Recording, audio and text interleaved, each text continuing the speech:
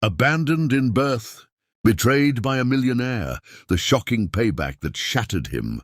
Hey there, beautiful souls. Welcome to Alcott Stories, where every tale is packed with love, heartbreak, and jaw-dropping twists you won't see coming. Today, we're diving into a story of a millionaire's dazzling world, a brave woman's strength, and a shocking hospital twist that changed everything. But before we jump in, I want to know, where are you watching me from right now? Drop your city or country in the comments and let's connect. Ready for this roller coaster? Let's get started. In the heart of Manhattan's pulsing chaos, where power dressed in tailored suits and secrets traveled faster than taxis on Fifth Avenue, Liam Westwood reigned like a golden prince, untouched by consequence. Billionaire by birth, charmer by choice, he strolled through his empire with the cool confidence of a man who believed the world owed him pleasure. At 29, he had it all: money that moved mountains, influence that whispered into boardrooms, and a face so heartbreakingly beautiful it felt carved from ice and starlight. His sapphire blue eyes, often hidden behind designer sunglasses, glinted like danger and desire all at once. His hair, a medium-length sweep of perfect mess, was the kind of careless style that cost hundreds at elite salons. But Liam didn't need to try. Women melted in his gaze, men envied and feared him. His name opened doors. His charm made people forget why they'd wanted to keep them closed in the first place. By day, he negotiated deals worth millions without blinking. By night, he drank expensive whiskey under velvet lights, surrounded by laughter that never reached his heart, and kisses that never touched his soul. "Love is for the weak," he'd often say with a smirk, lounging in a rooftop penthouse, city lights flickering beneath his polished shoes. Loyalty is just a pretty word until it costs you freedom. His parties were infamous. Models, moguls, and movie stars floated through his life like perfume, intoxicating but never lingering. His bed, like his schedule, was always full but never intimate. And yet, despite the excess, there was an emptiness that clung to him when the music died down. In quiet moments, rare, fleeting, he stared out at the skyline, whiskey in hand, wondering what it might feel like to be truly known, truly wanted, for something other than his bank account or beauty. But he buried those thoughts quickly. Feelings were vulnerabilities, and Liam Westwood had no space for weakness, or so he thought. Everything changed the morning she walked into his glass-walled office, unknowingly carrying a storm with her smile. She wasn't like the others. She didn't stammer under his gaze or flirt for favor. She carried herself with quiet strength, her skin glowing like bronze kissed by sunlight, eyes alert with purpose, not praise. Her name was Amara, and when she looked at him, she didn't see the billionaire. She saw a man. That unsettled him more than he cared to admit. "You're not what I expected," he said, breaking the silence as she handed him the quarterly report with precision and poise. "Neither are you," she replied without blinking, her tone respectful but unshaken. It was the first time in years someone hadn't tried to impress him, and somehow that impressed him most. Her presence lingered long after she left the room, like the scent of jasmine on summer air. He told himself it was nothing, just curiosity, just surprise. But that night, as he stood in a sea of glittering strangers, drink in hand, laughter ringing around him like wind chimes, all he could see was her, Amara, standing firm and focused, untouched by his usual charms. He'd met thousands of women, each more eager than the last. But she didn't chase. She built. She calculated. She delivered. And somehow, she saw straight through the carefully crafted mask he wore every day. For the first time in years, Liam Westwood, the flirtatious king of the city, felt seen, not as a trophy, not as a fantasy, but as a flawed living man. And though he couldn't name it yet, a shift had begun deep within him, a slow, quiet unraveling. From the moment Amara Thompson stepped into Liam Westwood's office, something unspoken began to shift, a silent disruption in a world where everything had long felt predictable. She moved with the poise of someone raised to carry burdens without complaint, each step measured, each word deliberate, yet softened by a humility that made her presence magnetic rather than demanding. Her skin glowed like rich earth kissed by the sun. and her natural curls, pulled into a neat bun, revealed a face that radiated quiet confidence, not the kind groomed by luxury, but the kind earned through struggle. While others were drawn to Liam by the gravitational pull of his wealth and beauty, Amara seemed impervious to the glitter. She didn't linger after meetings to impress him, or stumble through words hoping for attention. She focused on the job with laser precision, correcting the company's messy financial records with a grace that startled the entire upper management. "You found this discrepancy in 3 days?" Liam asked one afternoon, flipping through a report with narrowed eyes. 2.5, she answered without ego, then added, "The vendor invoices were duplicated." It wasn't hard, just overlooked. There was no arrogance in her tone, only clarity. Liam, used to sycophants and yes-men, found her directness like a splash of cold water, awakening. She didn't just do the job. She transformed it, a multi-million-dollar deal he had nearly fumbled because of his own carelessness was salvaged because Amara took the initiative to renegotiate with the firm's legal team behind the scenes. He hadn't even asked her to. She simply saw what needed to be done and did it. It was that quiet instinct, the kind that moved without needing applause, that drew Liam in like gravity. But it wasn't just her competence that disrupted his rhythm. It was the way she existed. He caught himself watching her when she didn't know. How she rubbed her temples when reviewing spreadsheets. How she always carried peppermint tea instead of coffee. How she stopped to ask the janitor about his daughter's surgery. She had a softness that wasn't weak, a kindness that was steady, and it seeped into places Liam didn't realize had gone numb. "You don't talk much unless it matters," he said to her once in the elevator, half teasing. "That must be exhausting for someone who talks constantly," she replied, her eyes flicking toward him with the faintest smirk. Liam laughed, a real laugh, unguarded and startled. He hadn't even realized how long it had been since something caught him off guard. That night, alone in his penthouse, he poured himself a drink and didn't finish it. He stared out the window, city glitter sprawling beneath him, and wondered why her silence echoed louder than most people's praise. In meetings, her presence calmed the chaos. When boardroom tensions rose, she diffused them not with force, but with reason. There was something deeply grounded about her, as if life had tested her many times and she'd learned to stand without shaking. He noticed how she never bragged, how she always gave credit to her team, how her emails were precise and free of fluff. But most of all, he noticed how she never seemed impressed by him, not his car collection, not his tailored suits, not the aura of power he wore like cologne. That perhaps intrigued him most. For the first time in years, Liam found himself anticipating someone's arrival, not because of what she could give him, but because of who she was. One morning, as she entered the office with her usual quiet grace, he found himself saying, "I don't think I've ever thanked you for the work you've done. You've made more impact in 2 weeks than some have in 2 years." She looked at him, genuinely surprised, then smiled, not to charm, not to flirt, but because the words had meaning to her. "Thank you, Mr. Westwood," she replied. "But I believe when people are trusted, they rise. You gave me that space." It was the first time Liam had heard someone deflect praise without shrinking. It made him feel seen in a strange, unfamiliar way. That evening, after everyone had gone home, he sat at his desk in the dark, remembering her words. His fingers hovered over his phone, tempted to message her something casual, something like, "Hope you got home safe." But he didn't. Not yet.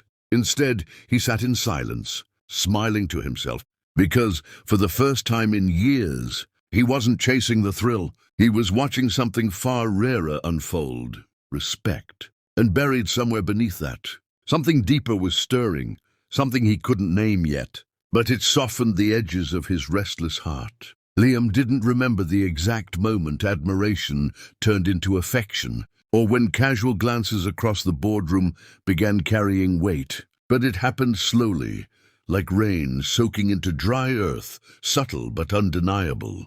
The tension that once fluttered in the space between them began to settle into something warmer, steadier. It began with shared laughter over coffee breaks, the kind of laughter that came from real connection, not performance. When he invited her to dinner to talk business, she hesitated, unsure whether she was stepping into a trap disguised as charm. But his sincerity softened her hesitation. That first dinner wasn't lavish, just a quiet Italian place, tucked into a corner of the West Village, where they talked not about work, but about childhood fears and the things they both thought they'd lost too soon. "Why don't you party anymore?" she asked once, sipping red wine slowly, eyes searching. He paused, then looked at her, not with his usual cocky smirk, but with something raw. "Because I started wanting to remember my nights," he said quietly, "and who I spent them with." She didn't speak, but her gaze said everything. She had seen him begin to change, not because she asked him to, but because he wanted to. He cancelled parties, skipped galas, and started showing up early at the office, not just to lead, but to be near her. They became inseparable, not in a loud, showy way, but in the way people become when they begin choosing each other again and again. After weeks of slow evenings, long walks through Central Park, and deep, unfiltered conversations on rooftops, Liam found himself envisioning a future that didn't revolve around power or pleasure. It revolved around Amara's laugh, her values, the way she looked at the world with unshakable grace. She, who once doubted his intentions, began to see the cracks in his armor, how he carried guilt under his designer clothes, how his charm was often a shield against loneliness. One evening, as the sun set behind the skyline, turning the city into gold and shadow, he held her hand in the quiet and whispered, "I don't want a life that doesn't have you in it." When he proposed months later, on a rooftop where fairy lights danced in the breeze and the city pulsed far below, it wasn't with a grand speech, but with a trembling honesty. "I've spent so long pretending to be whole," he said, dropping to one knee. "But you're the first person who made me want to stop pretending." Tears filled her eyes, not because it was perfect, but because it was real. Their wedding was intimate, 20 people, soft music, vows that felt less like promises and more like sacred confessions. Liam kissed her, as if she were the only thing on earth worth knowing. And in that moment the city faded. For a while happiness settled in like a gentle tide. Amara became pregnant, and Liam, once terrified of permanence, was ecstatic. He read parenting books late into the night, painted the nursery himself, and placed his hand on her belly each morning with reverence. "You're going to have everything I didn't," he whispered to the unborn child. "You're going to be loved right." Amara watched this transformation with quiet. This man who once outran emotion now stopped to feel every heartbeat. He left work early to go to ultrasounds, cooked her favorite meals despite burning half of them, and spent hours planning their child's name. "You're different," she told him once, touching his face. "Not perfect, but different." He smiled, resting his forehead against hers. "You made me want to become someone worth loving." But change, even when it feels permanent, can be fragile. Love can bloom in good soil, but sometimes roots are weaker than they appear. As the due date neared, pressure began to build. Meetings piled up. Old habits whispered at the edges, and Liam, though trying, began slipping through the cracks of his own making. One missed dinner became two. Late nights at work returned. "It's just stress," he told himself. "I'll fix it all when the baby arrives." But Amara's eyes grew tired. She noticed the way he stared at his phone more than her belly, the way he smiled less, the way he pulled away after promising not to. "Don't break what we built," she said quietly one night, her hand on his chest. He kissed her forehead and said, "I won't." But even the strongest words can collapse under silence. And when her labor pains began, and her trembling hand reached for the phone, Liam's number rang 5 times and went unanswered. Promises, like paper boats in rain, often look beautiful until they're tested. And by the time the hospital lights flickered above Amara's bed, she was alone. Not just physically, but completely. The air in the city seemed to grow heavier as Amara's due date drew near, shadows lengthening. Not just across the skyline, but inside Liam, Westwood's carefully constructed world, where old temptations and new responsibilities clashed. Like thunderclouds ready to burst, he felt it, the creeping pressure of fatherhood settling on his chest like an anchor, heavier than any business deal or party high. It was a weight he had never carried before, and instead of rising to meet it, he found himself slipping back into familiar patterns of escape. The private yacht party had been planned for weeks, an exclusive gathering on the Hudson, glittering with champagne flutes, flashing cameras, and models dressed like sirens of the night. The music pulsed through the air, blending with laughter that felt empty in the spaces where his heart once beat loudest. His phone buzzed repeatedly in his pocket, but he silenced it without a glance. Another text from the hospital, another missed call from Amara, pleading for his presence as contractions took hold. Just one more hour, he told himself, clutching a glass of champagne with fingers that trembled beneath the sparkling surface. Meanwhile, in a sterile hospital room miles away, Amara gritted her teeth against waves of pain, each contraction a thunderclap that shook her very soul. The sterile walls felt cold and unforgiving, but it was the silence beside her that was the sharpest sting. "Where is he?" she whispered to the nurse, voice cracked with exhaustion and fear. The nurse offered a sympathetic smile, but said nothing, as if she had seen this story unfold too many times before. Amara's tears weren't just for the physical agony. They were the raw, aching tears of a woman abandoned at the moment she needed her partner most. Memories flashed behind her closed eyes. Liam's promises, his gentle touch, the way he used to whisper dreams of a family under starry skies. But now, in this lonely hospital bed, those dreams felt like fragile glass slipping through her fingers. The media, always hungry for scandal, caught wind almost immediately. Headlines screamed across tabloids and social feeds. "Millionaire husband missing during wife's labor. Liam Westwood party over paternity." The public's fascination burned hot, painting Liam as a villain in a story that felt all too true. But what happened next wasn't what anyone expected. As the doctors prepared for an emergency delivery, the hospital doors burst open with a sudden flurry of movement, and Liam appeared, disheveled, eyes wide with panic, stripped of his usual polished charm. "I'm so sorry," he gasped, dropping to his knees beside Amara's bed, hand trembling as he reached for hers. "I should have been here. I was a fool." Amara looked up at him, pain and betrayal mixing, with something deeper, an ember of hope she wasn't ready to extinguish. "Where were you?" she asked, voice brittle but steady. Liam swallowed hard, shame crashing over him like tidal waves. I was wrong. I lost myself in old habits, but I'm here now. Please let me make this right." The room, heavy with tension, seemed to hold its breath as the couple faced a fracture that could either shatter them or forge them anew. The baby's first cry cut through the silence, a fragile, powerful sound that felt like a new beginning and a reckoning all at once. Liam, tears mingling with sweat, kissed Amara's hand and vowed, "I'll never leave you again." That night cameras caught the rare, unguarded moment of a man broken by regret, begging for forgiveness. The city buzzed with speculation, but inside the hospital room, beyond the flashing lights and gossip, a quiet battle began, one of healing, trust, and the fragile threads of a family fighting to hold on. Liam's betrayal was no longer a secret, but the way he chose to face the aftermath, the humility, the tears, the desperate need to change, began to rewrite their story. The path ahead was uncertain, lined with doubts and fears, but beneath it all, a stubborn flame of hope flickered, a hope that even in the darkest storms, love could find a way to heal. The moment Amara's cries echoed through the delivery room, relief swept through the hearts of everyone present.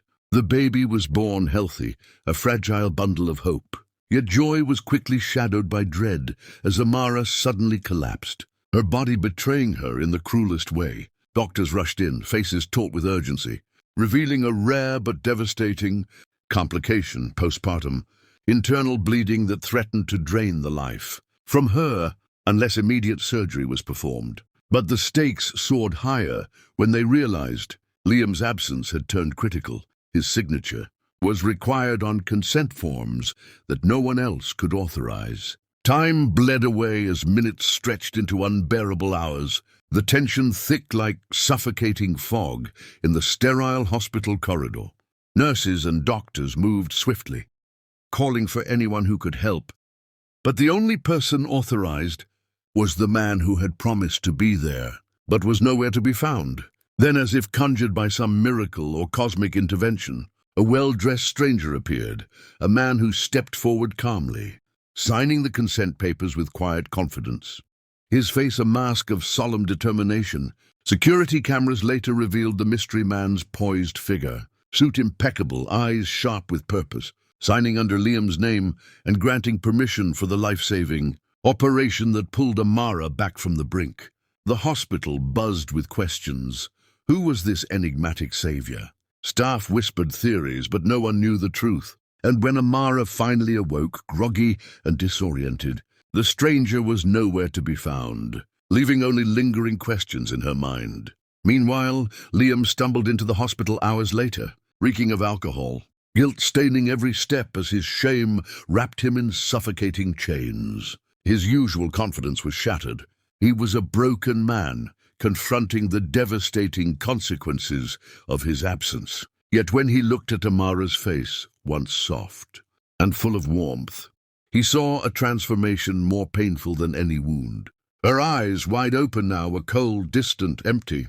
The trust he had shattered was visible in their hollow depths. The story leaked instantly, spiraling into a viral sensation that painted Liam as the villain of a tragic love story, the absent millionaire whose recklessness nearly cost his wife's life. Social media exploded with posts about the angel who saved her life, the mysterious man whose identity became an obsession for the public and media alike. Fans and strangers flooded the internet with theories and tributes to the unknown hero, whose selfless act outshone Liam's failures and catapulted him into unwanted fame.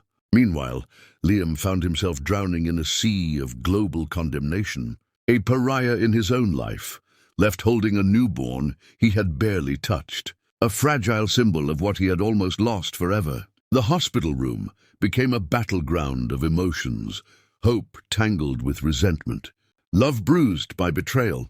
Amara's silence weighed heavier than words, and Liam's desperate apologies fell like rain on a hardened stone, unable to crack the fortress of pain she had built around her heart. Yet beneath the fracture, beneath the layers of hurt and regret, a story was still unfolding, a story of survival, mystery, and a love tested by shadows deeper than either of them could have imagined. The stranger's act of kindness had ignited a spark of hope, but also set in motion a chain of events that would force Liam to confront not just his failures, but the true meaning of redemption. And as the world watched, waiting for answers, the fragile threads holding their lives together stretched taut, ready to either snap or weave a new beginning from the broken pieces. The crushing weight of public shame and relentless media storms drove Liam westward into the shadows, far from the glittering spotlight he once ruled with ease. Yet this disappearance wasn't an escape. It was the first step on a grueling path toward redemption he never thought he'd walk. His world, once filled with endless parties and careless indulgence, narrowed to stark rooms filled with quiet reflection and difficult truths. Liam checked himself into rehab, wrestling with demons long buried beneath. Layers of charm and arrogance, the addictions, the reckless choices, the betrayals. Each day was a battle to reclaim a fragment of the man he wished to become, far from the hollow king of the city he'd once been. The lavish yacht parties became memories sold off to fund a cause. Close to his bruised heart, maternal care charities, supporting women who, like Amara, faced the hardest moments of life with little support. Secretly, without fanfare, he funneled money and resources into free clinics, hospitals and outreach programs, hoping that his penance might ripple beyond his own guilt. But a deeper mystery gnawed at him. Who was the man who saved Amara's life? The stranger who signed those life-saving papers under his name? Driven by a need for answers and closure, Liam hired private investigators, scouring every lead, every camera angle, every whispered rumor. The revelation was as shocking as it was poignant. The stranger was none other than Amara's estranged brother, a man she had never spoken of openly, a silent guardian watching from the shadows. his love expressed in actions rather than words. This secret connection stirred something in Liam, an understanding of family wounds, sacrifice, and the unseen battles that shape us. Armed with newfound purpose, Liam poured his heart into seeking forgiveness. Letters flowed from his hands, raw, unfiltered words that laid bare his regrets and hopes. Tearful video apologies spilled from his lips, each one a confession of a man stripped of pride, begging for one thing, a second chance. But Amara's silence was a fortress, impenetrable and painful. She needed time, space, and healing far beyond his reach. Then, in a moment that changed everything, Amara stumbled across a video, a documentary of Liam's tireless efforts to build a free birthing clinic in her name, a place where women could find safety and care, no matter their circumstances. The camera caught his sweat, his tears, the weight of every brick laid and every hand shaken. The gesture was a testament not just to charity, but to transformation, a man willing to rewrite his story with love and accountability. Watching this, something inside Amara softened, a fragile bridge forming between hurt and hope. She began to see not just the man who had failed her, but the man who was fighting to be better, fighting to earn the forgiveness that no apology alone could buy. The road ahead was uncertain, littered with scars and mistrust, but for the first time, Amara glimpsed a future where healing might be possible, not just for Liam, but for the family they could become. And as the world watched from afar, the quiet, slow work of redemption unfolded, a story of broken souls seeking light in the darkness, proving that even the deepest wounds might one day find a way to heal. That rainy evening, when the sky wept in sync with Liam's soul, he stood outside Amara's door, no longer the polished billionaire with easy charm, but a man stripped bare by remorse and raw emotion, soaked to the bone, trembling with vulnerability. He held in his hands the tiny shoes of their newborn, a silent plea etched into every tear streaming down his face. As he whispered, "I'm not asking you to love me again. I'm asking only for a chance to earn it back." His voice cracked with the weight of every mistake, every broken promise, and in that moment, Amara's heart fractured, not from bitterness or anger, but from the undeniable truth that the man before her was no longer the reckless playboy of her past, but a father humbled and shattered by love and loss. The years of silence between them melted as she opened the door, letting him cross the threshold into her life once more, not with grand declarations, but with quiet acceptance and cautious hope.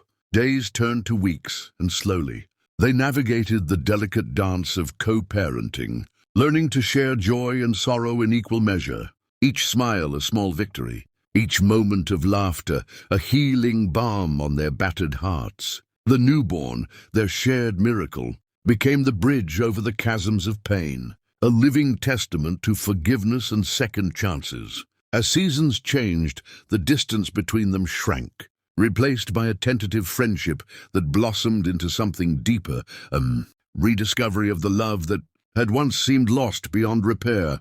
When the time came, their second wedding was far from the extravagant affairs of the past. It was held in the very birthing clinic Liam had built in Amara's honor, Amara's hope, a place where new life and new beginnings intertwined.